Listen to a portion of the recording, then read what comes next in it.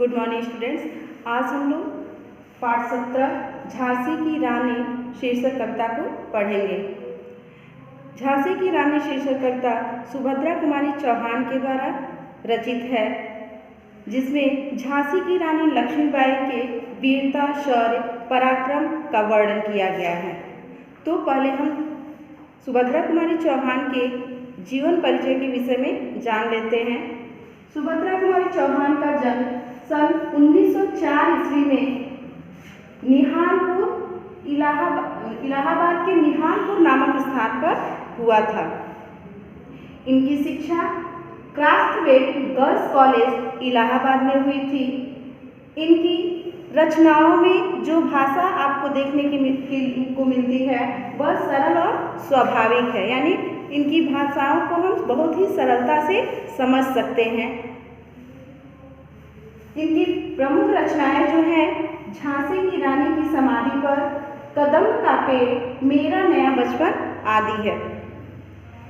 इनकी मृत्यु सन 1948 ईस्वी में एक कार दुर्घटना में हुई थी। और इनके विषय में कुछ आपके कविता के अंत में इनके कवि परिचय में दिया हुआ है, उससे आप उसको पढ़ के और जानेंगे। कवित्री सुभद्रा कुमारी चौहान ने इस झांसी की रानी शीर्षक कविता के माध्यम से हमारे अंदर जोश को भर देती है, या जब कविता हम पढ़ते हैं तो हमारे अंदर एक जोश उत्पन्न हो जाता है जो देश प्रेम से संबंधित होता है। कविता में वीरांगना लक्ष्मीबाई के प्रति सम्मान तथा गौरव का भाव प्रस्तुत किया गया है। इस कविता में गुलाम भारत की स्थिति का वर्णन कवित्री ने किया है और सन 1857 ईस्वी के प्रथम स्वतंत्रता संग्राम के संदर्भ में रानी लक्ष्मीबाई के शौर्य, पराक्रम और वीरता का वर्णन हुआ है। कविता को हम देखेंगे।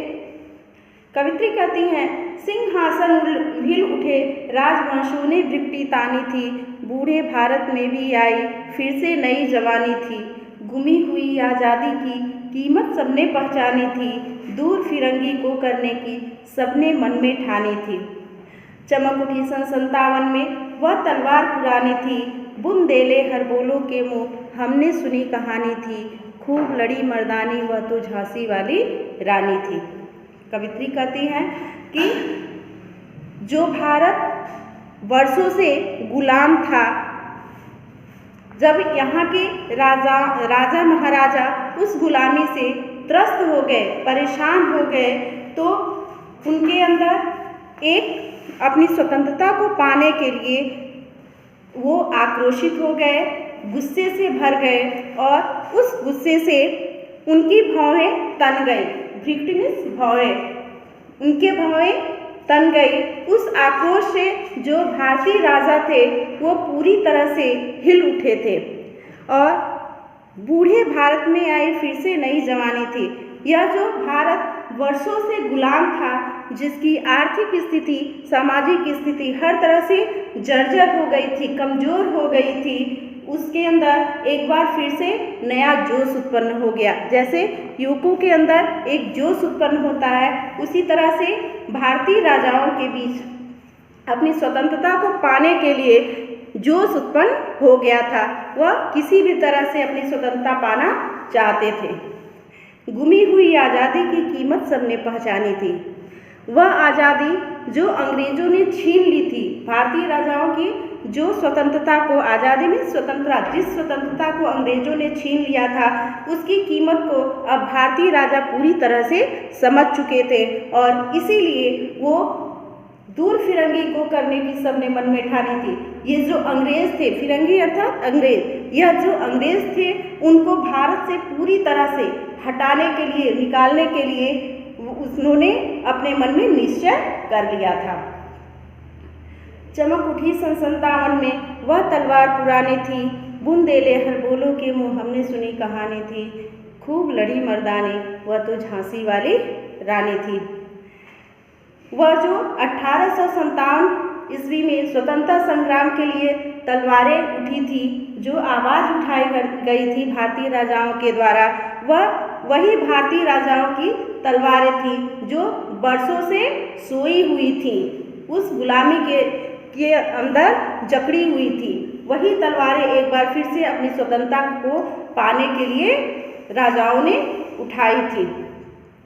बुंदेले हर बोलो के मुँह, बुंदेल अर्थात बुंदेलखंड के लोग, हर बोलो मीन्स बुंदेलखंड के लोक गायक, अर्थात लोक गायक किसे कहते हैं, जो लोगों के अंदर प्रचलित कथाओं को घूम घूम के गीत के रूप में गाते हैं, उनको लोक गायक कहते हैं।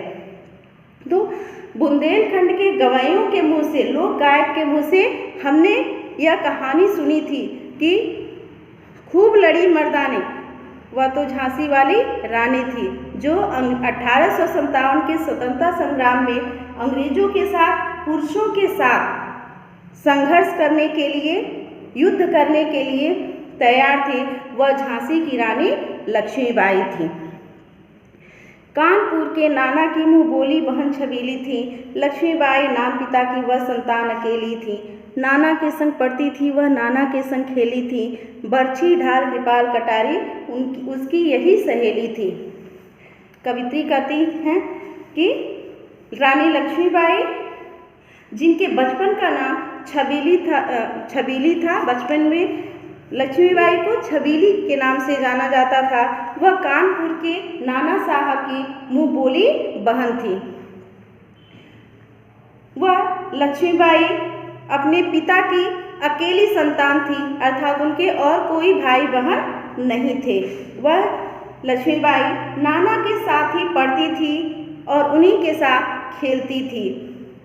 लक्ष्मीबाई के बचपन की जो सहेलियां थी, जिनके साथ वह रहना पसंद करती थी, वो थी बरछी, ढाल, कृपाल, कटारी। ये जो युद्ध के अस्त्र शस्त्र हैं, उनका नाम दिया गया है बरछी, ढाल, कृपाल, कटारी।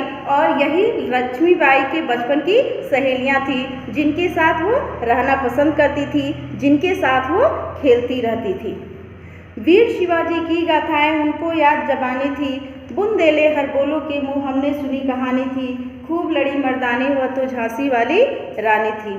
कवित्री कहती हैं कि वीर शिवाजी यानी जो मराठा राजा थे शिवाजी, उनकी जो कहानियाँ थी रानी लक्ष्मीबाई को मुँह जबानी याद थी, यानी बिना देखे वो उनकी कथाओं को कहती थी।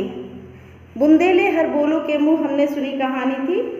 बुंदेलखंड के गवैयों के मुँह से हमने यह कहानी सुनी है कि अंग्रेजों से पुरुषों की भांति युद्ध करने वाली झांसी की रानी लक्ष्मीबाई थी। तो बच्चों, आज के लिए बस इतना ही है और नेक्स्ट वीडियो में हम आगे पढ़ेंगे।